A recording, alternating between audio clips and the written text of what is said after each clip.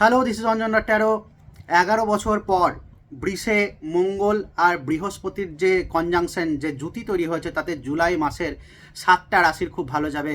তার মধ্যে ইতিমধ্যে আমরা দুটো রাশি বলে দিয়েছি, মেষ এবং তোমাদের বৃষ রাশি। আজকে আমরা বলবো আরও দুটো রাশি। কী কী রাশি এই রিলসে? কর্কট রাশি আর সিংহ রাশি।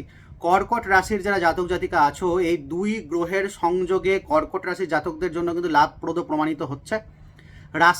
এই রাশির যারা জাতক জাতিকা আছে, তাদের আয় এবং লাভের স্থানে যে জুতি তৈরি হয়েছে, যার কারণে কিন্তু অসাধারণ হারে কিন্তু বৃদ্ধি পাবে তোমাদের আয়। অর্থ সঞ্চয়ের দ্বারা লাভান্বিত হবে এই রাশির যারা জাতক জাতিকা আছো। ব্যবসা বৃদ্ধি হবে এই সময়। প্রেম জীবনে মাধুর্য বাড়বে। পরিবারের সঙ্গে সুসামঞ্জস্য গড়ে তুলতে পারবে এই রাশির জাতকরা। সন্তান সংক্রান্ত কোনো সুসংবাদ কিন্তু পেতে পারো।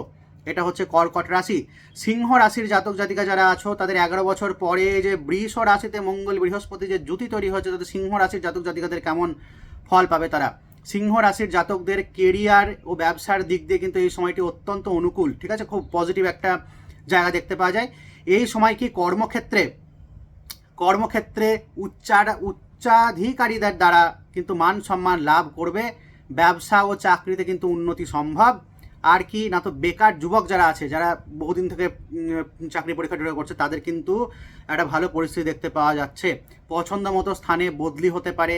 শেয়ার বাজারে ভালো লাভ কিন্তু এবার পেতে পারো তোমরা। ঘর পরিবারে সুখ শান্তি সমৃদ্ধি বজায় থাকবে।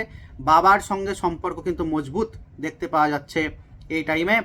মাসের শেষের দিকে কোনো প্রতিষ্ঠিত ব্যক্তির সাহায্য কিন্তু তোমরা পেতে পারো। ঠিক আছে, সেই সাহায্য নিয়ে তুমি তোমার কর্মে উন্নতি আরও বেশি ঘটাতে পারবে। কর্মে উন্নতি দেখতে পাবে এই রাশির জাতকরা।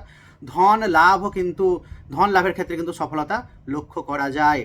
ঠিক আছে, তাহলে এই রিলসে এই দুটো বলা হলো। পরের রিলসে আমরা আসছি, পরের 3টে রাশি আমরা কভার করব। ভালো থেকো সবাই। জয় মহাকাল, জয় মহাকালী, হর হর মহাদেব।